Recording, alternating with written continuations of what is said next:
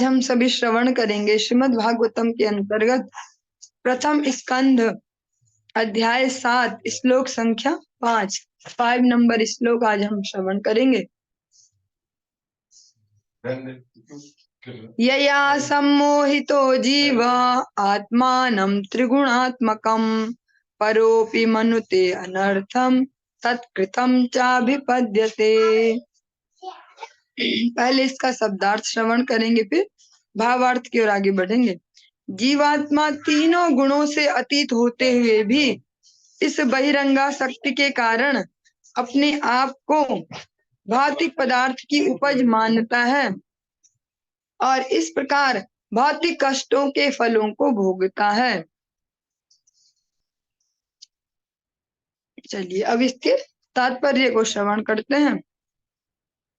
यहाँ पर भौतिकतावादी जीवों के कष्ट का मूल कारण तथा उसके उपाय के रूप में जो कार्य प्राप्त करनी चाहिए उसके बारे में बतलाया गया है। जीवात्मा स्वाभाविक रूप से भौतिक पास से परे है, किंतु अभी वह बहिरंगा शक्ति द्वारा बंदी बनाया लिया गया है। जीवात्मा जो है स्वाभाविक रूप से भौतिक पास से परे है क्योंकि वो भगवान का नित्य अंश है, किंतु भगवान की बहिरंगा शक्ति द्वारा बंदी बनाए गया है। इस प्रकार से भगवान भी कहते हैं मम माया दुरत्यया, अतः वह अपने आप को भौतिक पदार्थों की उपजों में से एक मानता है। और जैसा हम बचपन से सुनते भी आ रहे हैं कि जो मनुष्य है वो कैसे जन्म लिया, उसने कैसे पृथ्वी की रचना हुई, हम सुनते आ रहे हैं कि पहले बहुत बड़ा सूर्य तो आग का गोला है, फिर सब कुछ ऐसा ही था, फिर कुछ ग्रह टकराए, ये हुआ वो हुआ, फिर कहीं से गलती से कुछ एक कोशिकीय जीव जन्म लिए, फिर दो कोशिकीय, इस प्रकार से हम सुनते आ रहे हैं। जो जीवित प्राणी है उनका विकास को हम सुनते हैं, ऐसा क्रमिक विकास। तो ऐसा सुन सुनकर हम सभी को यही तो लगता है कि हम कुछ भौतिक पदार्थ से ही उत्पन्न हुए हैं। अतः इस अपवित्र संपर्क से विशुद्ध आध्यात्मिक जीव भौतिक प्रकृति के गुणों के अधीन कष्ट सहता है। विशुद्ध आध्यात्मिक जीव, स्पष्ट कहा जा रहा है, विशुद्ध आध्यात्मिक जीव भौतिक संपर्क के कारण फिर प्रकृति के गुणों के अधीन होकर कष्टों को सहता है। जैसे अगर हम एग्जाम्पल लें, कोई एक अच्छे परिवार का सुशिक्षित और सुसंस्कारित बच्चा हो और गलत संगति में फंस जाए तो धीरे धीरे उस पर वो संगति का रंग चढ़ेगा और वो भी उन कष्टों को झेलेगा जो उसकी संगति के कारण जैसा वो बन गया। ऐसे ही जीवात्मा का भी है, भौतिक प्रकृति के जब गुणों के वो अधीन हो जाता है तो फिर नाना कष्टों को भी सहता है। जीवात्मा भ्रमवश अपने आप को भौतिक पदार्थ मान बैठता है। इस प्रकार से हम सभी अपने जीवन में प्रैक्टिकली इसको देखें तो जब भी कोई व्यक्ति शरीर छोड़ता है तो उस समय सब लोग एक्टिव हो जाते हैं, सबको लगता है क्या रखा है इस संसार में, कुछ भी नहीं, कोई अपना नहीं, ऐसा जो भी डायलॉग्स हम सब सुनते हैं। लेकिन क्या जीवित रहते हुए या वो एक व्यक्ति के जाने के बाद जो जीवित है, क्या वो उसके बाद सिंसियर हो जाते हैं कि हम सबको भी तो जाना है? सही ऐसा नहीं होता, वो क्षणिक होता है। उसको भागवतम के अनुसार शमशान वैराग्य नाम दिया गया। तो हम सभी यही तो मानते कि हम बस ऐसे ही हम हैं, और खाना पीना सोना दिन भर ये काम करना, भौतिक उन्नति करना, कुछ अच्छा सा कोई स्टेटस मेंटेन करना, हम इतना धन कमा ले, अब ये सामान आ जाए, फिर ऐसा हो जाए, थोड़ा ये हो जाए, थोड़ा इसको ही करते रहते हैं। हरि बोल। इसका अर्थ यह हुआ कि भौतिक स्थिति के वश में होने के कारण उसके सोचने, अनुभव करने तथा चाहने की वर्तमान विकृत विधि उसके लिए स्वाभाविक नहीं है। और जो कष्टों को सहते जा रहा है, यहाँ जो उसको यहाँ परेशानियां हो रही, इनसे स्पष्ट उल्लिखित है कि ये उसका जो नेचुरल, जिसको बोल सकते हैं स्वाभाविक स्वभाव नहीं है उसका। ये सब नेचुरल नहीं है, उसकी प्रकृति के अनुसार नहीं है, जो उसकी मूल प्रकृति है। क्योंकि अगर जल है, जैसे अगर जल का स्वभाव है बहना या शीतलता, तो फिर उसमें कोई प्रॉब्लम नहीं, अगर जल निरंतर प्रवाहित हो रहा तो गंदगी भी नहीं उसमें जमा होगी, और जो बोल सकते हैं उसमें कीड़े नहीं पड़ेंगे, कुछ भी ऐसा कह सकते हैं, क्योंकि वो उसका अपना स्वाभाविक एक स्वभाव है बहना। और लेकिन अगर उसी जल को हम एकत्रित करने का प्रयास करें तो फिर उसमें सारी वो दो, दोष भी आ जाएंगे, गंदगी आ जाएगी, सड़ जाएगा, है ना। तो ऐसी जो जीवात्मा है जो वो यहाँ जो भी भौतिक संसर्ग के कारण जो कुछ भी कर रहा है उसको कह रहे हैं सोचने का, अनुभव करने का या इच्छा करने का जो तरीका है अभी हमारा। प्रैक्टिकल शब्द हैं ये जिनसे हम जल्दी समझ पाएंगे। जो हमारे सोचने का तरीका है, जिस तरीके से हम सोचते हैं, अनुभव करते हैं या इच्छा करते हैं, ये सब क्या है, हमारा स्वाभाविक प्रकृति नहीं है, ये हमारा नेचर नहीं, हमारा ये नेचुरल नेचर अगर बोले तो गलत नहीं होगा, स्वाभाविक स्वभाव नहीं है हमारा। जिस तरीके से हम अभी कर रहे हैं, ये जिस प्रकार से भी हम सोचते हैं। एक स्कूल के बोर्ड पे मैंने एक बार एक लिखा देखी थी लाइंस, स्लोगन, बड़ा सोचो, अच्छा सोचो, जल्दी सोचो, ऐसा उस स्कूल पे लिखा हुआ था। तो यहाँ पर वो लाइन याद आई कि जो हम यहाँ पे जो शब्द आ रहे हैं, हमारा जो चाहने का तरीका है, जो हम इच्छाएं करते हैं, ये जो हम जिस प्रकार से एक्सपीरियंस लेते हैं किसी घटना को, किसी वस्तु को, किसी व्यक्ति को, ये जो हम जिस प्रकार से हमारी थिंकिंग प्रोसेस है वो अभी नेचुरल वे में नहीं है। जैसे अ, वैसे जो टॉपिक है थोड़ा गंभीर सा है, फिर भी सरलता से समझते हैं। ये जीवात्मा बेस पे बात हो रही है अभी, ह्यूमन बॉडी बेस पे नहीं, क्योंकि जब हम इस शरीर में आए तो इसके साथ बहुत कुछ एक्स्ट्रा भी तो मिला है। इसने सारे ईगो भी मिले हैं कि मैं मनुष्य हूँ, मैं कुत्ता नहीं हूँ, मैं मनुष्य हूँ, मैं स्त्री हूँ, मैं पुरुष हूँ, मैं बच्चा हूँ। उस पर भी और उपाधियां भी आ गई हैं कि हम पैसे वाले हैं, हम अभी इस क्लास में पढ़ते हैं, फर्स्ट क्लास के स्टूडेंट हैं, या मैं पुलिस में हूँ, मैं फौज में हूँ, या मैं डॉक्टर हूँ, या मैं हाउस वाइफ हूँ। ये सब हमने धीरे धीरे धीरे, या मैं इसका रिश्तेदार, मैं इस मोहल्ले का, से अलग अलग हमने इसके ऊपर और भी लेयर्स चढ़ा दिए हैं। तो ये शरीर बेस पे भी बात नहीं हो रही है, जीवात्मा लेवल पे बात हो रही है कि जो जिस जीवात्मा की वजह से ये शरीर संचालित हो रहा है, कितनी पावरफुल है वो, इतने बड़े शरीर को संचालित करती है। जब हम कोई उपकरण देखते हैं, वैज्ञानिक उपकरण, कि रिमोट से चलने वाली कार है ये, तो लगता है कितना बड़ा आश्चर्य है। लेकिन समझना होगा सबसे बड़ा आश्चर्य तो ये है, इतने बड़े मानव शरीर को जो संचालित करता है ऐसा तत्व दिखाई भी नहीं देता, और उसका जो परिमाप है, जो उसका बोल सकते हैं मेजरमेंट है, वो अगर वैदिक साहित्य के हिसाब से समझे तो जो हमारे सिर पे ये बाल है कितने बारीक है, इनकी टिप दिखती भी नहीं है, इतनी बारीक टिप है। हाँ, जैसे बोलते बाल का खाल निकालना, वो बहुत मुश्किल है। लेकिन उसके भी शास्त्रों के हिसाब से उसके भी वो जो टिप है बालों की, एक बाल की जो टिप है, उसके 10,000 हिस्से कर दिए जाएं, 10,000, जो कि पॉसिबल नहीं है हमारे लिए, पर अगर कर दिए जाए तो जो वो एक हिस्सा है, इतना मेजरमेंट है जीवात्मा का, और इतनी सूक्ष्म है फिर भी इतनी पावरफुल है, इतनी बड़ी ह्यूमन बॉडी को कंट्रोल करती है, सोचना, चाहना, अनुभव करना, इच्छाएं करना। तो यही यहाँ पर बात हो रही है कि जो अभी हम जिस प्रकार से जो हमारी थिंकिंग प्रोसेस है, सोचने का तरीका, अनुभव करने का तरीका या विश करने का तरीका, डिजायरिंग का जो मेथड है, वो भी नेचुरल नहीं है, इसीलिए हम दुख पा रहे हैं। जैसे जैसे कोई जीवात्मा भगवत राज्य की ओर अग्रसर होता है, इन्हीं सिंसियर भक्तों के अनुगत्य में धीरे धीरे वो सूक्ष्मता से अनुभव करने लगता है, तो देखेंगे उसकी जो थिंकिंग प्रोसेस है वो डिफरेंट होने लगेगी अन्यों से, जो उसका एक्सपीरियंस वाला हिस्सा वो भी डिफरेंट हो जाएगा, जो उसका विश करने का तरीका वो भी बदल जाएगा। उसी एक सीन में कोई लोग बहुत परेशान हो रहे होंगे और वो बहुत अच्छा फील कर रहा होगा। कहीं लाइन में खड़े होने के नौबत आए, क्यू में हम खड़े हैं और भैया पता है हमें कि अब 1 डेढ़ घंटे बाद नंबर आने वाला है, एक हमारा जो रिएक्शन है वो ये हो सकता है कि क्या सिस्टम है यहाँ, ऐसे ही चलते रहता है, भारत देश कितनी दुर्गति, ऐसे तैसे, जो जो भी हमको आते हैं रिएक्शन के मेथड, एक वो तरीका है।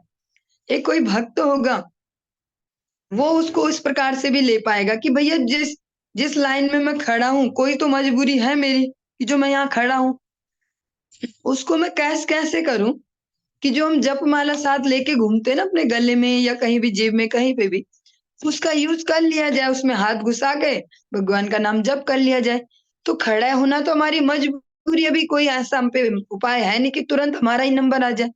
तो हम उस खड़े होने को, उस दुख को भी सुख में बदल सकते हैं कि हम वहां पे खड़े होकर हरिनाम कर सकते हैं। ये मैं इसलिए बोल पा रही हूँ, 2-4 बार ऐसा मैंने किया भी है और ऐसे बहुत सारे भक्तों ने भी बताए ये तरीके कि ऐसा मैनेज करते हैं। तो यहाँ पे जो बोले जा रहे हैं, जो हम श्लोक सुन रहे हैं या शब्दार्थ, वो अगर हम केवल उनको ही सुने तो मान लें इसको अप्लाई करना थोड़ा टिपिकल हो जाता है, लगता है यहाँ से कुछ गुजर गया। लेकिन जो इसमें तात्पर्य है, एक्सप्लेनेशन, उसमें जो शब्द है वो बड़े प्रैक्टिकल है, जिन व्यवहारिक है, जिनसे हम जल्दी रिलेट करेंगे। तो यहीं पर यही बात हो रही कि जो भौतिक प्रकृति की संगति में, या हम अपने जीवन में सरल शब्दों में बोले तो गलत संगति जो हम करते हैं, गलत संगति किस प्रकार से डिफाइन करें? जाके हृदय न राम वैदेही तजिए कोटि वैरी सम यद्यपि परम स्नेही। इस बेसिस पे हम इसको डिफाइन कर सकते हैं। तो अगर हम सही संगति में चलेंगे, अपने जीवन को इस मार्ग में अग्रसर करेंगे, तो हमारे सोचने का, थिंकिंग प्रोसेस चेंज होगी, एक्सपीरियंस लेने का तरीका बदलेगा और जो डिजायर है, जो विश करने का तरीका बदलेगा। और ये तीनों चीज से ही हमारे दुख सुख रेगुलेट होते हैं, ये रेगुलेटर है हमारे दुख सुख के। हम अभी बहुत दुखी हो सकते हैं 1 सेकंड में ही, अगर देखे सामने वाले के यहाँ आज, अरे मर्सिडीज आ गई और इनको तो देख के लगता ही नहीं था कि ये इतना अफोर्ड कर सकते हैं, और मेरे पास तो अभी सेकंड हैंड भी कुछ भी नहीं है, 800 भी नहीं है। तो अभी 1 सेकंड में अपने चाहने की इच्छा से, एक्सपीरियंस लेने के तरीके से और अपने सोचने के तरीके से अभी 1 सेकंड में हम महादुखी हो सकते हैं, महादुखी। उसी को ही हम अगर सोचने का तरीका बदले, अनुभव का तरीका बदले, तो समझ सकते हैं कि भैया आजकल तो ट्रांसपोर्ट इतना ईज़ी हो गया है, फ़ोन करके और ऐप भी आ गई, इतना ओला बुला लो, उबर बुला लो या अपना जो लोकल है ऑटो बुला लो, या जो भी तरीका हो सकता है सोचने का, ये सबका पर्सनल होगा। ये तो मैं एक मोटा-मोटी एग्ज़ाम्पल दे रही हूँ। आप सब अपने हिसाब से इसे सोच सकते हैं। तो हमारे जब हम भगवत भक्ति में सिंसियर होते हैं, भक्ति कोई डिफरेंट चीज नहीं है कि अलग से कुछ खोपड़ी पे टोकरी रख दी हमने 10-20 किलो की। भक्ति है जीवन जीने की शैली, ऐसा जीवन जीना जिसको बोलेंगे पीसफुल लाइफ, शांतिपूर्ण। वो कैसे होगा? जितना जितना हम आध्यात्मिकता को व्यवहारिकता में उतार पाएंगे। अभी जब तक आध्यात्मिकता कुछ अलग हिस्सा है हमारे जीवन का, कि हाँ हम करते तो हैं, हाँ 16 माला करते हैं, भक्ति के नाम पे हम 16 माला करते हैं, भोग भी लगाते हैं, लहसुन प्याज भी नहीं खाते हैं ऐसे। ये तो बात हो रही है अभी भक्तों की। और जो इससे भी बाहर जो सेक्शन है उनकी तो यहाँ बात ही नहीं है, उनकी तो फिर ज्यादा ही दुर्गति है। इसीलिए इतने सारे एक्सीडेंट्स, इतने सारे झगड़े, कोर्ट केस, ये वो सब चल रहा है। अभी बात हो रही भक्तों की। तो अगर जितना हम अपने को ये समझ लें कि ये कोई अलग हिस्सा नहीं हमारे जीवन का, यही हमारा जीवन है, उतना हमारा जो लिविंग स्टाइल है, सोचने का थिंकिंग प्रोसेस है, एक्सपीरियंस लेने का या चाहना, चाहना का जो तरीका है विश करने को, वो सबसे महत्वपूर्ण है जीवन में। जिस प्रकार से हमारी चाहने की जो प्रोसेस है, वही हमारे सुख दुख का मूल रीजन है। जितना उसको सरल करते जाएंगे, और जो अभी हम चाह रहे हैं, जिस तरीके से सोच रहे हैं, अनुभव कर रहे हैं, वो नेचुरल नहीं है जीवात्मा के हिसाब से। तो भी सोचने, अनुभव करने तथा चाहने का उसका अपना सामान्य तरीका होता है। जीव अपनी मूल अवस्था में सोचने, अनुभव करने और चाहने की शक्ति से रहित नहीं होता। कोई भी ऐसा नहीं है। यहाँ पे तो जीव की बात की जा रही, मनुष्य भी नहीं। कोई भी जीव ऐसा नहीं है कि जो वो सोच ना पाए, अनुभव न कर पाए, चाह ना पाए। सभी तो चाहते ही हैं। आहार, निद्रा, भय, मैथुन, अगर जिन जिन में देखा जा रहा है तो वो सोचते भी हैं, अनुभव भी करते हैं और चाहते भी हैं। तभी ये सब कुछ पॉसिबल हो पा रहा है, चारों क्रियाएं।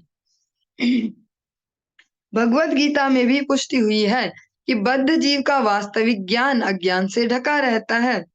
इस प्रकार यहाँ इस सिद्धांत का खंडन हो जाता है कि जीवात्मा परम निराकार ब्रह्म है। जिस प्रकार से हम सुनते हैं, वेद के कुछ ऐसे लाइन्स हैं जिनको महावाक्य बोल के बोला जाता है, जबकि वो भी वाक्य ही है जैसे अन्य वाक्य हैं, पर उनको महावाक्य नाम से सूचित किया जाता है। और उनका जो उनकी जो मीनिंग है उसको भी अलग तरीके से पेश किया जाता है। तत्त्वमसि, तुम वही हो, जबकि वो तुम वही हो की वो डेफिनेशन नहीं है कि तुम ही ब्रह्म हो। सर्व खल्विदम ब्रह्म, मतलब सब जगह व्याप्त है ब्रह्म, तुम भी ब्रह्म ही हो। अहम ब्रह्मास्मि, मैं ही ब्रह्म हूँ। ये नहीं है उनकी डेफिनेशन जिस प्रकार से बताई जाती है। वही यहाँ पर बोला जा रहा है कि जो ये है, जो ये अनुभव करना, सोचना, चाहना ये है, इससे क्लियर हो रहा है कि वो निराकार नहीं है, जीवात्मा निराकार ब्रह्म नहीं है, जैसा बोला जाता है कि तुम ही ब्रह्म हो, तुम ही शिव हो हम, ऐसा जो भी टाइटल कुछ ऐसे स्लोगन दिए जाते। ऐसा हो नहीं सकता क्योंकि जीवात्मा की मूल अबद्ध अवस्था में भी अपनी चिंतन शैली होती है। और अभी तक बात हो रही थी बद्ध जीवात्माओं की, पर यहाँ पर अबद्ध जीवों के लिए भी कहा जाए, जो अबद्ध अवस्था है, जब वो बद्ध नहीं है, तब भी उसकी अपनी चिंतन की एक अपनी शैली है। इससे कैसे ले सकते हैं कि जिनको भी हम मुक्त पुरुष मानते हैं, वो भी सब एक जैसे नहीं होते हैं। उन सबका नेचर भी एक जैसा नहीं होता, थिंकिंग प्रोसेस भी एक जैसी नहीं होती, अनुभव का तरीका भी एक जैसा नहीं होता। इसीलिए हम अगर बड़े लेवल पे देखें, केवल एक संप्रदाय बेस पे ना देखें, बड़े लेवल पे भी देखें, जो भगवत भक्त हैं वो अलग-अलग उनके करने के तरीके, सोचने के तरीके, और जबकि सबका गोल एक ही है, भगवत प्रसन्नता।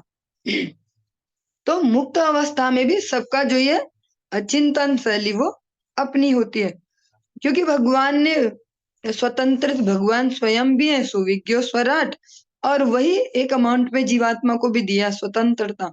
डिसीजन मेकिंग तेरी होगी बेटा, उसके बाद जो रिजल्ट होगा उसमें मैं तेरी हेल्प करूं, पर डिसीजन अपना होगा जीवात्मा का।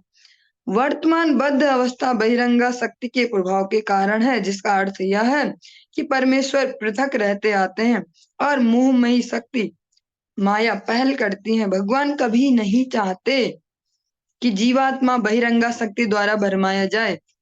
जैसे हम बोलते हैं भगवान की तो मर्जी से हो रहा है ये भी हमारे साथ, है ना?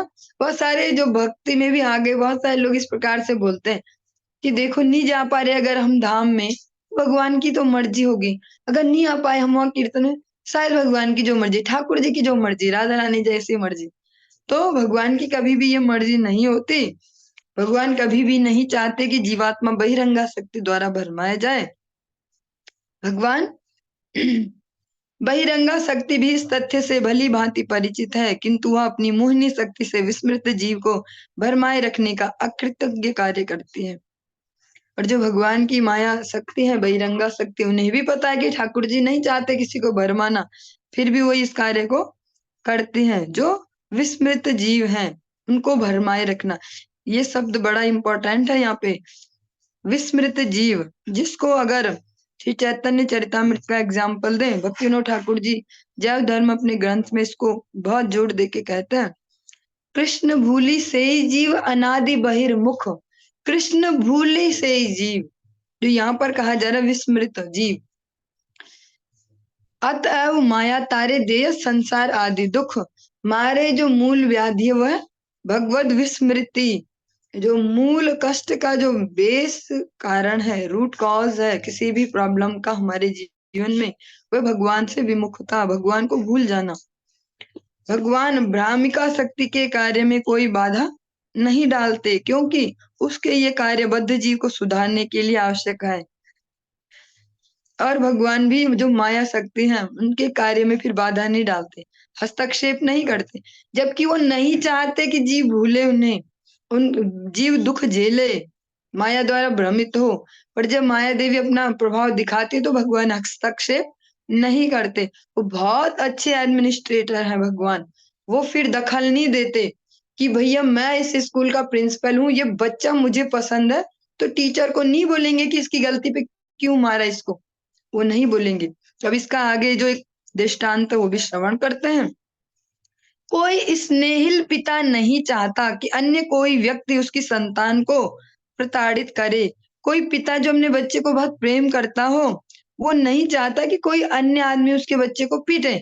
सरल भाषा में बोले, नहीं चाहते कि भैया कोई और मारे पीटे हमारे बच्चे को, तो भी वह अपने उदंड पुत्र को सुधारने के लिए कठोर व्यक्ति के संरक्षण में सौंप देता है। जैसा हम देखते हैं आज की डेट में कि ट्यूशन लगा देंगे तेरी और ट्यूशन भी ऐसे ही ढूंढेंगे बेटा, मारे तुझे कूटे ढंग से टीचर, ऐसा ही तो बोलते हैं बच्चों को, ऐसे धमकाते हैं, या तो बोलते तुझे भेज देंगे हॉस्टल में, वही चलेगा पता फिर ढंग से। तो यही यहाँ पर बात हो रही है कि जो माता पिता भी अपने अगर बच्चों को प्रेम करते हैं, लेकिन वो उदंडता तो नहीं सहन करते।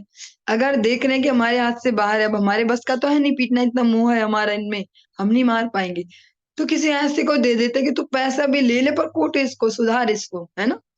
तो ऐसे ही भगवान नहीं चाहते कि जीव को माया देवी जो है वो प्रताड़ित करें, लेकिन क्या करें, वो जब भगवान को भूल गए, अपने स्वभाव को, अपने सब कुछ भूल गए, तो फिर भगवान को भी देखना ही पड़ता है कि ठीक है आपको ये सुधार हो रहा है। लेकिन साथ ही सर्व स्नेहिल सर्वशक्तिमान पिता बद्ध जीवों को भ्रामिका शक्ति के चुंगल से छुटकारा दिलाने के लिए भी उत्सुक रहते हैं, और साथ साथ वहां से छुड़ाना भी चाहते हैं कि जल्दी सुधरे तो यहाँ से इसको शांति भी मिले, परेशान तो हो ही रहा है ये, वहां इतना खतरनाक है ये टीचर, इतना मारता है। राजा अवज्ञाकारी नागरिकों को बंदी गृह की चार दीवारी के भीतर डाल देता है, और इसी प्रकार से जो शासन व्यवस्था है उसमें भी जो गलत कार्य करते हैं ऐसे लोगों के लिए जेल बनाई गई है कि वहां रहो तुम। लेकिन कभी कभी बंदी को राहत देने की इच्छा से वह स्वयं बंदी गृह में जाता है और उनसे सुधरने के लिए कहता है, और ऐसा करने पर वो बंदी को मुक्त कर देता है। और देखते ही हैं कि बीच बीच में जो जेल है उनमें अच्छे अच्छे लोग, समाज सेवी या लीडर्स, पॉलिटिकल लीडर्स, अलग अलग लोग जाते ही हैं उनमें, और उनको बोलते हैं कि भैया सुधरो, तुम सुधरने का प्रयास करो, सब सुविधाएं देंगे तुम्हें, अच्छी सब्जी, अच्छी रोटी, टीवी भी लगा दी, कैरम भी दे दिया। हम जब बहुत छोटे छोटे थे, 5th क्लास में शायद, तो उस समय हमको स्कूल से टूर पे लेके गए, तो बहुत सारी जगह दिखाई, तो जेल भी दिखाई। बहुत अच्छे स्कूल जो जिसको मैनेज करी थी वो मैम बहुत अच्छी थी, प्रैक्टिकल थी, उनके भी खुद के भी बच्चे थे तो सेंसिटिव भी थी, तो हमको जेल दिखाने भी ले गए। अभी भी याद है मुझे वो एक्सपीरियंस, हमको डर लग रहा, वो जो दिख रहे ना वो होते भी वैसे ही हैं, तभी तो वहां तक पहुंचे कुछ एक, तो वहां अंदर से भी हु ऐसे डराने का सा भी कर रहे बच्चों को, और फिर दिखाए तो उनके कमरे भी देख रहे, टीवी भी लगी, कैरम भी रखा है इनके लिए, कोई गप भी मारे, कोई ताश भी खेल रहे, सब कुछ।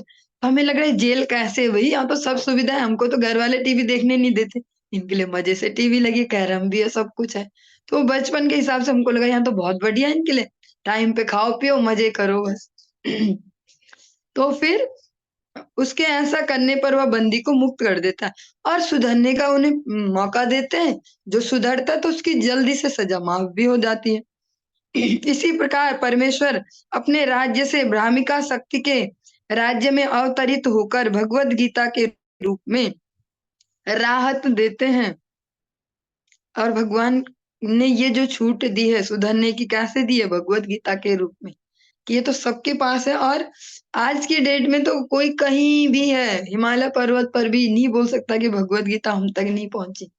अलग अलग माध्यमों से, अलग अलग संस्थाओं के माध्यम से, किसी एक संस्था का नाम लेना तो अनुचित होगा। बहुत सारी ऐसी संस्थाएं जो भगवत गीता को प्रकाशित कर करके सुदूर जो क्षेत्र है वहां तक भी पहुंचाने का प्रयास कर रही है। जहां पर वे व्यक्तिगत रूप से सुझाव देते हैं कि यद्यपि ब्राह्मिका शक्ति पर विजय पाना दुष्कर है, तो भी यदि कोई भगवान के चरण कमलों की शरण में आता है तो भगवान के आदेश से वह मुक्त हो जाता है। ये वो श्लोक है जो आप बार बार सुनते हो, दैवी हेषा गुणमयी मम माया दुरत्यया। भगवान अपने ही मुख से बता भी रहे हैं कि बेटा ये मेरी माया जो शक्ति है, दैवी जो शक्ति है मेरी, ये इस जगत की शक्ति नहीं है, दैवी शक्ति है, दिव्य शक्ति है।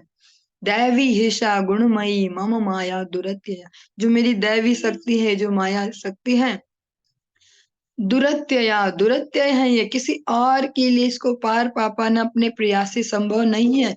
साथ में अगली लाइन में उपाय भी दे दिया फिर, मामेव ये प्रपद्यन्ते माया मेताम तरंतिता, मेरा नाम ले लेना बस, मेरा वो दे देना ना वहां पे, क्या बोल सकते हैं जो हम बोलते हैं कि जरा थोड़ा सा आप अपनी पहचान बता दो या ऐसा सिफारिश लगा दो, तो भगवान भी यह कह रहे हैं कि ये दुरत्य है। और जिसको भगवान दुरत्य कह रहे हैं वो कितनी दुरत्य होगी। एक तो हो गया कि किसी ह्यूमन बीइंग ने बोला बहुत मुश्किल है काम, दूसरा मनुष्य आके उसको कर देता है, वो जिसको वो मुश्किल लग रहा है अगला उसको कर देता है। लेकिन जिसको भगवान ही दुरत्य कह रहे हैं वो कितने दुरत्य होंगे। साथ में भगवान अगली ही लाइन में उसका सॉल्यूशन भी बता रहे हैं कि मेरा नाम बोल देना, मेरी सिफारिश दे देना, मेरा रेफरेंस देना और तुम बच जाओगे। मामेव ये प्रपद्यन्ते माया में ताम तरन्ति ते। जो मेरी शरण में आ जाएगा, जो मेरी टीम में आ जाएगा, फिर माया देवी उसको नहीं छोड़ेंगी, छेड़ेंगी नहीं उसको, उसको छोड़ देंगी कि ये तो ठाकुर जी का है। शरणागति की यह विधि माया के भ्रामक प्रभाव से छुटकारा पाने का उपाय है। और जो ये विधि है शरणागति की, भगवान को सरेंडर करना, जिसको भगवान कहते हैं माँ में, जो सर्वधर्मान परित्यज्य माँ में कम, केवल मेरा ही माँ में कम शरणम ब्रज, मेरी ही शरण में आ। तो जो शरणागति की जो विधि है, यही एकमात्र उपाय है जो माया शक्ति है भगवान की, उनके भ्रामक प्रभाव से छूटने का। अतः भगवान का जिस प्रकार से, एक और एग्जाम्पल लेते हैं, जैसे हम इस जगत में देखते हैं मैजिशियंस होते हैं, कुछ जादूगरी कुछ ऐसे कुछ करते हैं, वो जब उनका खेल कोई और देखेगा बाहर से तो वो उसका तो दिमाग घूम जाएगा कि भैया इन्होंने सामने सामने एक लड़की के दो हिस्से भी कर दिए, अलग करके भी दिखा दिए, ये क्या हो रहा है यहाँ। हाँ, लेकिन जो उनके टीम मेंबर होंगे उनका क्या, वो उनका जो अभी हम सुन रहे थे सोचने का तरीका, इच्छा करने का तरीका, अनुभव करने का, वो डिफरेंट होगा आम पब्लिक के हिसाब से। उनके लिए वो कुछ नहीं है, उनके लिए तो मजेदार है कि हम ये करते हैं और इससे पैसे बनते हैं हमारे, उनके लिए वो ऐसा होगा। और जो आम पब्लिक है उसको लगेगा अरे कैसे हो रहा है ये, एक लड़की के ऐसे दो तीन टुकड़े कर दिए और क्या हो रहा है, ये खून भी नहीं आई, ये क्या हो रहा है। तो ऐसे जो भगवान की टीम में आ जाते हैं फिर वो समझ पाते हैं ये भगवान की जो माया शक्ति है वो कैसे कार्य कर रही है। इसी से तो हमारी डिसीजन मेकिंग चेंज होती है, जब हम भगवान को सरेंडर करते हैं, भगवान के हिसाब से चलते हैं। माँ मनुष्मर युद्ध चा, भगवान कह रहे हैं।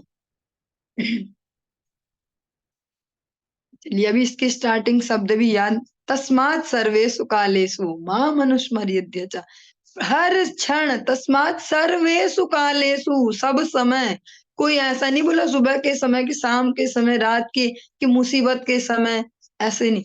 तस्मात् सर्वेषु कालेषु मां मनुष्मर युद्ध च, जो भी तुम्हारा युद्ध है मेरा स्मरण करो तब उसको लड़ो। क्यों, उससे हमारा सोचने का तरीका, अनुभव करने का तरीका, डिसीजन लेने का तरीका, चाहने का तरीका, वो इफेक्टिव, उससे इफेक्ट पड़ता है उसपे। अतः भगवान का सुझाव है कि संत पुरुषों की वाणी के प्रभाव से जिन्होंने वास्तव में परम की अनुभूति कर ली है, वे लोग भगवान की दिव्य प्रेमा भक्ति में संलग्न हों। तो भगवान स्वयं सुझाव देते हैं कि जिन्होंने भी जो मुक्त जीव हैं, जो भगवत भक्त हैं, उच्च कोटि के, जो भगवान में ही रमण करते हैं, जिन्होंने उनसे इस तत्व की अनुभूति ली है, उन्हें अवश्य भगवान की दिव्य सेवा में संलग्न होना ही चाहिए। बद्ध जीव को भगवान के विषय में सुनने में आस्वाद मिलने लगता है और इस प्रकार श्रवण करने से ही वह भगवान के प्रति आदर, भक्ति तथा आसक्ति के पद पर ऊपर उठ जाता है। फिर से सुनेंगे इसको ध्यान से, बहुत सुंदर ये शब्द है। बद्ध जीव को भगवान के विषय में सुनने में आस्वाद मिलने लगता है, उसको भगवान के बारे में जब सुनता है, भगवान की लीलाएं कथाएं, तो उसमें स्वाद आने लगता है। स्वाद आना मीन्स पसंद आना या उसमें रुचि लगना, बहुत बढ़िया है ये, बढ़िया है, अच्छा लग रहा है ऐसे। फिर उससे क्या होगा, और ऐसा लगातार सुनने से फिर भगवान के प्रति क्रमशः कुछ जो हमारी रिएक्शन से वो आएंगी। क्या होगा, सबसे पहला भगवान के प्रति आदर आएगा, हाँ भगवान है ऐसे, भगवान के प्रति आदर आएगा। फिर भक्ति आएगी और फिर भक्ति की सारी प्रोसेस फॉलो करते करते जो अलग अलग प्रक्रियाएं हैं, सेवा करना, भगवान की एकादशी व्रत पालन, नाम जप करना, भगवान को भोग अर्पण करना, मंदिर मार्जन, ये जो जो भी एक्टिविटीज हैं, कीर्तन करना, कथा श्रवण, ये सब करते करते करते करते एक एक पॉइंट ऐसा भी आएगा जब आसक्ति हो जाएगी भगवान में।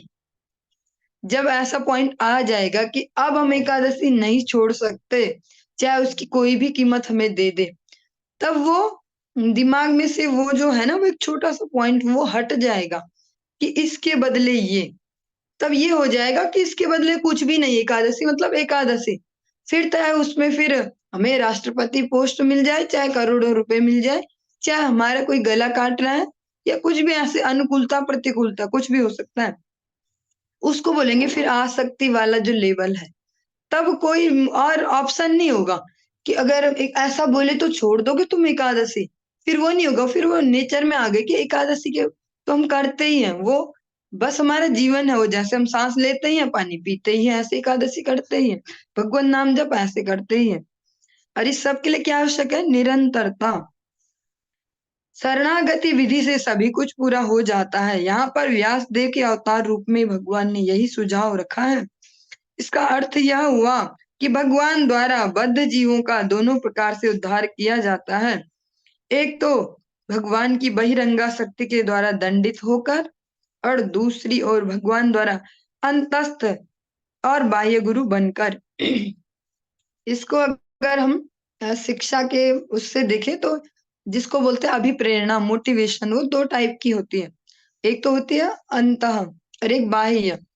जैसे एक तो हो गया कि खुद से मोटिवेट होता है कोई बच्चा, अगर किसी स्टूडेंट का एग्जांपल ले, एक स्टूडेंट वो है जो खुद से सुबह सुबह उठ के या देर रात तक या जब भी फोकस करके अन्य एक्टिविटीज को कम करके अपना खुद से सिंसियरली पढ़ता है। वो कैसे कर पा रहा है? उसको अंत अभिप्रेरणा से, जो इनर मोटिवेशन है।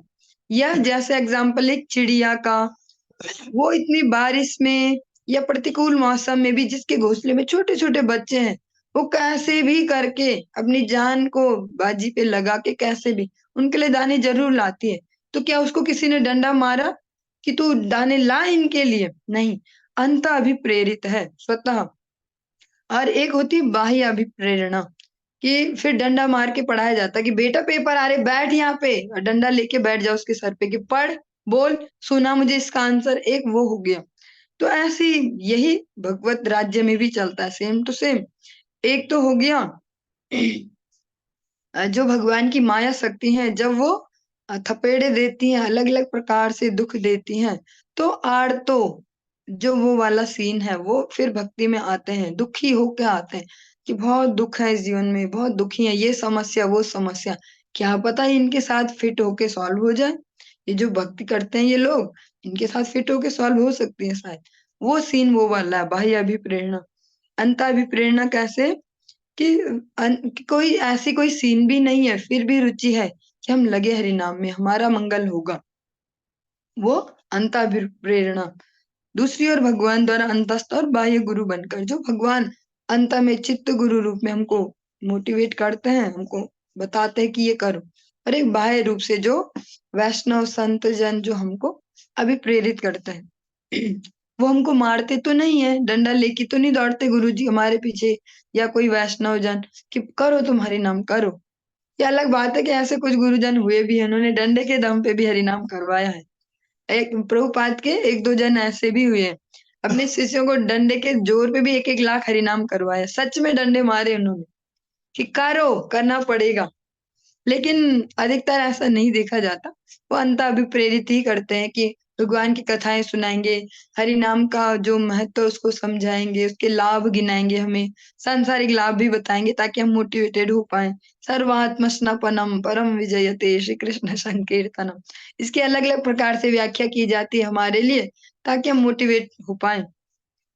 भगवान प्रत्येक जीव के अंतःकरण में परमात्मा रूप में गुरु बनते हैं, और बाह्य से वे शास्त्रों, संतों तथा दीक्षा गुरु के रूप में गुरु बनते हैं। शास्त्र के रूप में, संत के रूप में, और दीक्षा गुरु के रूप में, बाह्य रूप से भगवान ही। अगले श्लोक में चलिए, तो इसके बाद है वेदों में, केनोपनिषद में देवताओं की नियंत्रक शक्ति के संबंध में भ्रामिका शक्ति के व्यक्तिगत अधिक्षण की पुष्टि की गई है। केनोपनिषद में, जो हमारे उपनिषद, उनमें से एक उपनिषद केनोपनिषद, उसमें जो देवताओं की नियंत्रक शक्ति है, के संबंध में भ्रामिका शक्ति के व्यक्तिगत अधीक्षण की पुष्टि की गई है। यहाँ पर यह भी स्पष्ट कहा गया है कि जीवात्मा बहिरंगा शक्ति द्वारा व्यक्तिगत सामर्थ्य में नियंत्रित होता है। इस प्रकार जो जीव बहिरंगा शक्ति के नियंत्रण में आ जाता है वह भिन्न रूप से अवस्थित होता है। इसमें जो भगवान की बहिरंगा शक्ति है, माया शक्ति, उनका जो जीवों पर जो कंट्रोलिंग पावर है उसका वर्णन है। फिर भी भागवत के इस कथन से यह स्पष्ट है कि वही बहिरंगा शक्ति पूर्ण पुरुष भगवान के समक्ष निकृष्ट स्थिति पर रहती है। जो इतनी पावरफुल भगवान की जो बहिरंगा शक्ति है, जो जीवों को कभी स्वर्गे उठाए कभी नरके डुबाए वाली सीन में ले जाती है, वो भगवान के सामने कैसी हैं? बिल्कुल डाउन, ऐसे डाउन टू अर्थ जिसको बोल सकते हैं ना, वैसे ही। पूर्ण व्यक्ति या भगवान तक भ्रामिका शक्ति पहुंच भी नहीं पाती, क्योंकि वह केवल जीवों पर ही अपना कार्य करती है। भगवान पर उनका कोई असर नहीं है, वो भगवान को इफेक्ट नहीं कर सकते। जिस प्रकार से अलग अलग व्याख्याएं की जाती हैं वेदों के कुछ श्लोकों की, सूत्रों की, कि भैया सभी ब्रह्म ही हैं, बस थोड़ा सा माया के आवरण से ढके तो जीव बन गए। लेकिन ऐसा नहीं है। जो ब्रह्म है, जो पूर्ण पुरुषोत्तम भगवान है, उन पे माया का कभी भी असर नहीं होता, किसी भी काल में नहीं। इसीलिए आप सुनते होंगे गुरुदेव बड़े स्पष्ट रूप से जोर दे के कहते हैं कि जीव किसी काल में ब्रह्म नहीं बन सकता, क्योंकि भगवान ऐसे इतने हल्के तो नहीं है कि उनके ही जो एक शक्ति है, माया शक्ति से आच्छादित होके जीव बन जाए। अतः यही बात यहाँ पर अगली लाइन में है। अतः यह तो मात्र कल्पना है कि भगवान भ्रामिका शक्ति द्वारा भ्रमित होते हैं और बाद में जीव बन जाते हैं। ये ग्रंथ जो अध्ययन है या भगवान की कथाओं को पढ़ना, इसका बहुत अच्छे फायदे भी हैं। धीरे धीरे हम समझ पाते हैं विषय वस्तु को, और फिर वो मैच भी हो रहा है। जैसे कभी मैं देख रही हूँ लाइन इस प्रकार, यदि भगवान तथा जीव एक ही श्रेणी में होते तो व्यास देव के लिए इसे देख पाना संभव होता और भ्रमित जीवों के भौतिक दुख का प्रश्न ही नहीं उठता, क्योंकि परमेश्वर सब कुछ जानते हैं। यहाँ पे बहुत सुंदर बात कही है। अगर जीव और भगवान एक ही श्रेणी में होते, जैसे कहा जाता है हम ब्रह्मास्मि शिवो हम, ऐसे अलग अलग बातें बोली जाती हैं, अगर ऐसा होता तो जीव के दुर्गति का कोई बात ही नहीं होती। फिर दुर्गति क्यों है जीव की? या यहाँ पर व्यास देव जी के लिए फिर ऐसी सीन क्यों उपस्थित हुई कि मैं क्या करूं वाली? और भ्रमित जीवों के भौतिक दुख का प्रश्न ही नहीं उठता, क्योंकि अगर जीव भी ब्रह्म ही होता तो वो दुख क्यों झेल रहा होता? क्योंकि परमेश्वर तो सब कुछ जानते हैं। अतः अनेक अद्वैतवादियों द्वारा भगवान तथा जीव को एक ही श्रेणी में रखने का प्रयास छिछोरी कल्पनाएं मात्र हैं। यदि भगवान और जीव एक से ही होते तो श्रील सुखदेव गोस्वामी भगवान की दिव्य लीलाओं का वर्णन करने का कष्ट न उठाते, क्योंकि ये सब भ्रामिका शक्ति की अभिव्यक्तियां होती।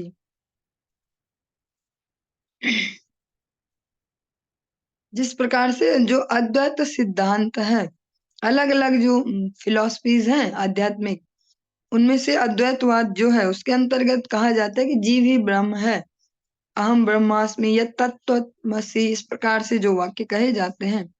लेकिन यहाँ पर स्पष्ट कहा जा रहा है कि अगर जीव और भगवान एक ही लाइन में खड़े होते, रेस के एक ही पॉइंट पे होते, तो ऐसा क्यों होता कि भगवान इतने ऊपर तक दौड़ गए और जीव यहीं रह गया, कष्ट भी झेल रहा है और दुर्गति भी है उसकी।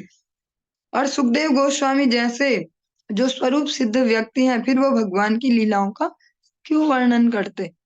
क्योंकि फिर वो लीलाएं भी तो ऐसी हमारी गपो जैसी तो होती, अगर भगवान भी हम जैसे ही होते तो। फिर ऐसा क्यों है कि हम भगवान की लीला कथाओं को श्रवण करते हैं तो भौतिकता के चंगुल से छूटते जाते हैं? अगर भगवान भी हम जैसे ही हैं, तो जैसे हम एक दूसरे की चर्चा करते हैं ऐसे ही भगवान की चर्चा का भी रिजल्ट होना चाहिए। लेकिन भगवान की चर्चा करने से तो हम नित्य मंगल पथ पर अग्रसर हो जाते हैं।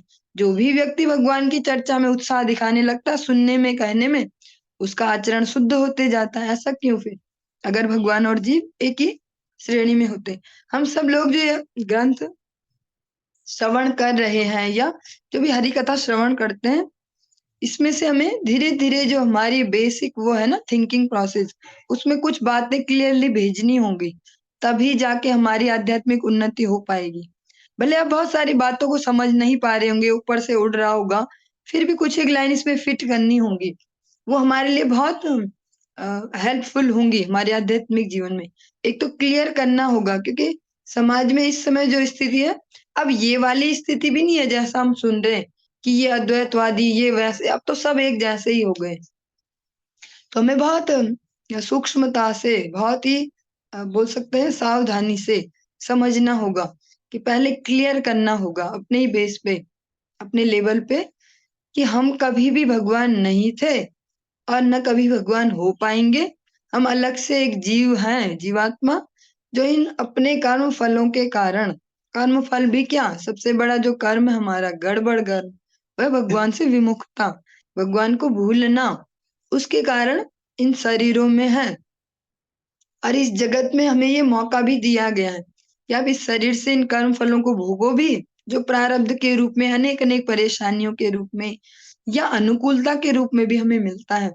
उसको भोग भी सकते हैं और आगे के लिए और अभी के लिए भी तुरंत प्रेजेंट टेंस में भी अपने जीवन को उन्नत कर सकते हैं। अपनी थिंकिंग प्रोसेस को अभी से स्ट्रॉन्ग कर सकते हैं क्योंकि जो हमारी थिंकिंग प्रोसेस ये हमारे साथ ही चलेगी। कुत्ते भी 2 टाइप के हम देखते हैं। एक होते हैं बहुत सुंदर वाले कुत्ते, जिनको सभी पसंद करते हैं, ये बहुत वफ़ादार है, देखो ये सब पहले ही जान जाता है, इसको सब पता है ऐसे करना है वैसे। एक वो कुत्ते भी हैं जो बिना बात के गली मोहल्ले में काटने दौड़ते रहते हैं, बिना बात के भू-भू, भू-भू करते रहते हैं। तो थिंकिंग प्रोसेस जो है वो साथ-साथ जाएगी हमारे, तो हमें इस पर कार्य करना अभी से। ये कुछ चीज़ें अगर हम अभी से समझते चलें, ज़्यादा हेवी नहीं है ये, बस थोड़ा-सा समझना है बस, बहुत ही सूक्ष्म है। समझते चलेंगे तो उसके प्रैक्टिकल रिज़ल्ट्स हमारे अभी के आचरण में दिखने शुरू हो जाएँगे। श्रीमद् भागवत माया के चंगुल में कष्ट पाने वाली मानवता के लिए रामबाण उपचार है, जो संपूर्ण मानव जाति है, जो अलग-अलग प्रकार के कष्टों को झेल रही है। श्रीमद् भागवत उनके लिए एक ऐसी औषधि है जो हर रोग की दवाई है।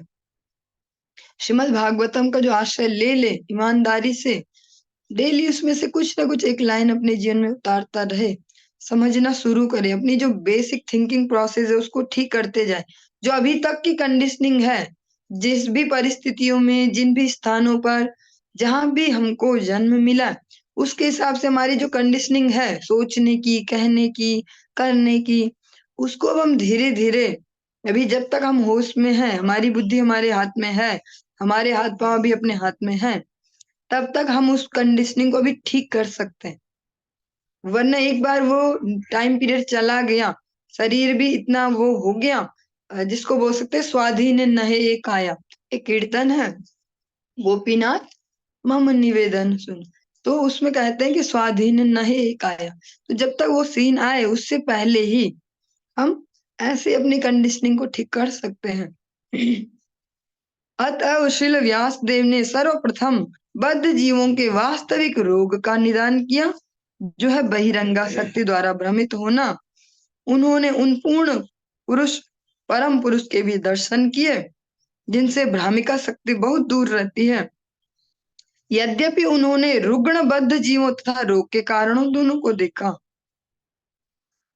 जो व्यासदेव हैं उन्होंने फिर फाइनली ऐसी दवाई बनाई जो हर रोग की दवाई हो, श्रीमद् भागवतम, उसको इंट्रोड्यूस करवाया और भगवान के भी दर्शन किए जो हमेशा माया के आवरण से मुक्त हैं। बद्ध जीवों के समस्याएं भी देखी और उनका जो रूट कॉज है वो भी ढूंढा कि मूल कारण क्या है। बुखार हमें दिख रहा है, शरीर गर्म है, उसका उपाय ये तो नहीं है कि हम कोई ऐसी मेडिसिन लेके जो बुखार का जो वो टेम्परेचर है उसको दबा दे। उसका पहले बेस देखना होगा कि बुखार किस वजह से, जिस अलग-अलग प्रकार से बुखार आ सकता है, अलग-अलग रीज़न हो सकते हैं। जैसे कभी थकान से बुखार आ जाता है। हम अभी बुखार का एग्ज़ाम्पल ले रहे हैं क्योंकि अधिकतर यही समस्या होती है हम सबकी, उसे समझ पाएँ। कभी-कभी थकान से भी बुखार आता है, ज़रूरी नहीं कि कुछ और बात है तो बुखार आ रहा है। कभी-कभी भैया सर्दी लग गई तो बुखार आ रहा है, कभी गर्मी हो गई तो बुखार आ रहा है। जिस प्रकार से बच्चों में देखते हैं कभी पेट साफ़ ही नहीं हुआ इनका बहुत दिन से तो बुखार आ रहा है। तो ऐसे अलग अलग रीजन है। तो बुखार का एकमात्र यही इलाज नहीं है कि उसके टेम्परेचर को हम दबा दें, कोई मेडिसिन ली हमने टेम्परेचर डाउन करने वाली और दब गया। हमें कारण ढूंढना होगा, उस पर कार्य करना होगा। तो व्यासदेव ने जो बद्ध जीव है, रुग्ण अवस्था के रोगी बद्ध जीव है, जो भगवत विमुखता के रोगी बद्ध जीव माया के जो थपेड़े झेल रहे हैं, उनके रोगों को भी देखा और उसका रूट कॉज भी ढूंढा, रोग के उपचार की विधियां भी फिर उन्होंने बताई। निस्संदेह भगवान तथा जीव दोनों ही गुणवत्ता की दृष्टि से समान है, लेकिन भगवान भ्रामिका शक्ति के नियंता हैं, जबकि बद्ध जीव इसी भ्रामिका शक्ति द्वारा नियंत्रित होते हैं। जो गुण हैं वो भगवान में और जीव में एक जैसे हैं। फिर ध्यान से सुनेंगे, जो गुणों की जो क्वालिटी है वो वैसी ही है, लेकिन क्वांटिटी अलग अलग है। या बार बार सुनते होंगे, इसको फिट कर लेना अपने दिमाग में। सब कुछ है हमें भी भगवान जैसा, लेकिन मात्रा नहीं है भगवान जैसी। भगवान माया के कंट्रोलर हैं, हम माया द्वारा कंट्रोल होने वाले हैं। भगवान परम दयालु हैं, इतने दयालु कि हम हिसाब भी नहीं लगा सकते। जो पूतना उन्हें मारने आई, जब वो 6 दिन की बालक है, वो पूतना दूध पिलाने के बहाने जहर पिलाने आई। इतना तो कौन झेल पाएगा इस जगत में।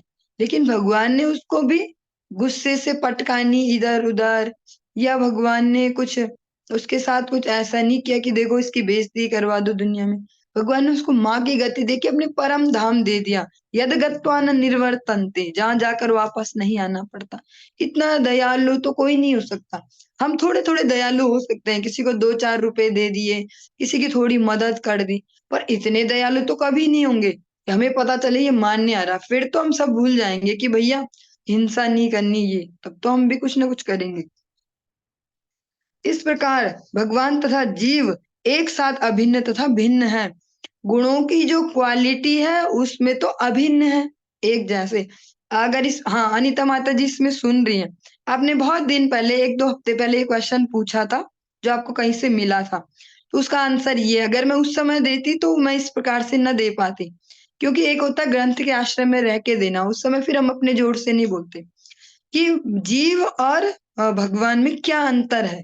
तो वो जीव और भगवान एक जैसे ही हैं, गुण उनमें एक जैसे हैं। आपका आंसर ये है, गुण उनमें एक जैसे हैं, क्वालिटी एक जैसी है, पर क्वांटिटी अलग अलग है, मात्रा डिफरेंट है। भगवान में है असीमित, अनकाउंटेबल। भगवान में इनफाइनाइट, जिसको हम चिंतन नहीं कर सकते, अचिंत्य। शास्त्रोक्त भाषा में बोलेंगे अचिंत्य। हम चिंतन नहीं कर सकते भगवान कितने दयालु। दयालु हम भी हैं, जीव भी दयालु है, लेकिन हमारी दयालुता को नाप सकते हैं कि इसकी दयालुता 10 रुपए तक ही है, इसकी 1000 रुपए तक है, ऐसे भगवान की तोल नहीं सकते। तो ये है जीव में और भगवान में भेद भी है और अभेद भी है। तो जो अभेद है वो गुणों का है, और जो भेद है वो मात्रा का है। अगर मैं अभी प्रयास कर पाई तो इतना ही मैं अभी कर पाई प्रयास। दूसरा अंतर इस प्रकार है कि भगवान तथा जीव के बीच का सनातन संबंध दिव्य है, अन्यथा वे माया के चंगुल से बद्ध जीवों का उद्धार करने का कष्ट न लें। और भगवान और जीव की जो रिलेशनशिप है वो हमेशा हमेशा से है, नित्य है वो। वरना भगवान को क्या पड़ी कि कोई मर रहा तो मर रहा, ये माया देव के थपेड़े खा रहे हो तो खाने दो, भगवान क्यों छुड़ाने आए। लेकिन हमेशा से एक एक शाश्वत संबंध है। हम इस जगत में जो कुछ सालों के संबंध है हमारे, या अगर स्त्री शरीर का देखे तो कितने देर तक माता पिता के घर में रहते हैं, 18 साल, 20 साल, 25 साल, आज की डेट में 30 साल, 35 साल, इतना भी चल रहा है। लेकिन उससे भी वो बॉन्ड जो इतना स्ट्रांग हो जाता है। अब वो ससुराल में भी चिंतन माता पिता का ही। अब जब से तो सोशल मीडिया आ गया या कनेक्टिविटी के साधन बढ़ गए, तो दिन भर में 10 बार गप मारो, एक एक बात बताओ, आज तो नमक कम हुआ तो इन्होंने हल्ला मचाया, आज ऐसा, वह सब न्यूज दे दो, हर दिन देते रहो। वो इतने कम समय की जो संगति है, इतने कम समय का संबंध है, उससे इतनी प्रगाढ़ता आ गई। लेकिन जो नित्य संबंध है भगवान से, तो उसमें कितनी प्रगाढ़ता होगी। इसीलिए भगवान अकारण करुणा वरुणालय है, क्योंकि हमें तो याद नहीं कि हमारा उनसे संबंध है, पर उन्हें तो याद है। जैसे हमें याद होता है, हमें शादी भी हो गई, ससुराल चले गए, फिर भी याद है कि मेरे माता पिता, मेरा भाई कैसा, मेरी बहन कैसी, इसकी ये समस्या, इसकी वो, ऐसे। हम कितना अपने सीन को भी खराब करके भी उनकी ठीक करना चाहते हैं। अपने घर में क्लेश मचे तो मचे, पर वहाँ कोई प्रॉब्लम ना हो, फ़ोन करते रहेंगे रात-दिन ऐसे-तैसे जो भी है, फाइनेंशियल हेल्प अलग-अलग परिप्रेक्ष्य में समझ सकते हैं। एग्ज़ाम्पल थोड़ा गंदा सा ही लिया है मैंने, पसंद तो नहीं आएगा किसी को, माताजी लोग ज़्यादा हैं यहाँ पे, पर लेकिन ये प्रैक्टिकल है, इससे जल्दी समझ पाएँगे। तो ऐसे ही भगवान को तो याद है ना, हम ही तो भूले। इसीलिए भगवान इतना लगे रहते हैं, अलग-अलग प्रकार से हमें अपनी याद दिलाने का प्रयास करते हैं। इसीलिए कभी-कभी हमें लगता है कि ठाकुर जी को क्या पड़ी होगी इतनी। जब भी हम कुछ गड़बड़ करने जाते हैं तो कुछ ऐसा होता है फिर से याद आ जाए। तो भगवान इसलिए लगे रहते हैं। जैसे हम लगे रहते हैं कि भैया मेरा घर, मेरे पिताजी ऐसे, मेरा भाई ऐसा, उनका ऐसा हो रहा, उनका वैसा हो रहा। तो भगवान को भी ऐसी हमारी पड़ी होती है। क्योंकि भगवान को नित्य संबंध याद है। ये तो हमारे कुछ समय के संबंध और हम इतनी उनमें आसक्ति हो जाती है हमारी। इसी प्रकार से जीव को भी भगवान के प्रति अपने प्राकृतिक प्रेम तथा स्नेह को जगाने की आवश्यकता रहती है। और जिसको हम भक्ति कहते हैं, जिसको भक्ति वर्ड दिया जा रहा है, वो क्या है? वो एक थेरेपी है। क्योंकि आज की डेट में हर चीज़ के लिए थेरेपी है, तो ये वर्ड अच्छा है। भक्ति जो है वो एक थेरेपी है, जो हमारा वो नेचुरल जो संबंध है, जो वो रिलेशनशिप है हमेशा-हमेशा से भगवान से, उसको याद दिलाने के लिए वो थेरेपी है। और जीव की यही सर्वोच्च पूर्णता है। और जो कोई भी जीवात्मा है, उसके जीवन की जो सबसे अच्छी स्थिति है, वो यही है। जिसको हम बोलते हैं ना कि भैया इसकी सैलरी 2 लाख रुपए महीने की है, अब बढ़िया हो गया इसका, अब ठीक हो गया। इनके तो सारे बच्चे कोई ऐसा डॉक्टर है, कोई इंजीनियर, अब बढ़िया हो गया जी। तो जो अब बढ़िया है, वो जीव के लिए अब बढ़िया तब है, जब उसे याद हो जाए कि मेरा भगवान से क्या संबंध है, मैं भगवान का हूँ, मैं गोविंद का हूँ। जीवन के इसी लक्ष्य को ध्यान में रखकर श्रीमद् भागवत में बद्ध जीवों का वर्णन हुआ है। और जो भागवतम है उसकी जो खासियत है, स्पेशलिटी, वो क्या है विशेषता, कि जो ये पॉइंट है ना, जीवों को भगवान की स्मृति दिलाना, जीवों को भगवान से उनके संबंध की याद दिलाना, फिर से उसकी याददाश्त को वापस लाना, जो ये टॉपिक है यही सेंटर पॉइंट है श्रीमद् भागवतम का। ये जो ग्रंथ है इसका और कोई उद्देश्य नहीं है। इसीलिए कहा जाता है कि भागवतम का ये उद्देश्य नहीं कि प्रेत मुक्ति कराना, ऐसा कराना, वो गौण फल है उसके। उसका मुख्य जो फल है वो जीवात्मा को भगवान से उसका संबंध याद दिलाना। और इसीलिए देखते हैं कि फिर उससे जो गौण रिजल्ट है वो भी जल्दी मिलते हैं, कि पितरों का उद्धार ये सब। लेकिन उसका मुख्य जो रिजल्ट है वो है भगवान से नित्य संबंध को याद दिलाना और कैसे उन तक वापस पहुंचा जाए, उस प्रोसेस को बताना। चलिए आज की इस चर्चा को यहीं पे ही विराम देंगे, कल इसको फिर से कंटिन्यू करेंगे। हरे कृष्णा।